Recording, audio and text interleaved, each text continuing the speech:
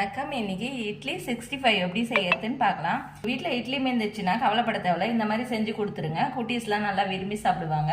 4 இட்லி வச்சிருக்கேன். 50 கிராம் அளவுக்கு கார்ன்ஃப்ளவர் மாவு, 3 டீஸ்பூன் அளவுக்கு அரிசி மாவு, கொஞ்சமா கருவேப்பிலையை பொடியா கட் பண்ணி வச்சிருக்கேன். 1/2 டீஸ்பூன் அளவுக்கு இஞ்சி பூண்டு விழுது, 1/2 டீஸ்பூன் அளவுக்கு மிளகாய் தூள், 1/4 டீஸ்பூன் அளவுக்கு கரம் மசாலா.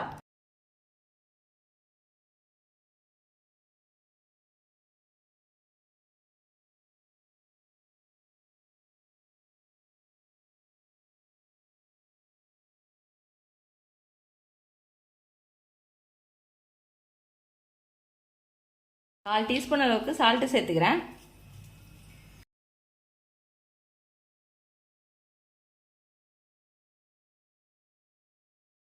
கொஞ்சமா தண்ணி தெளிச்சு கலந்துக்கிறேன்.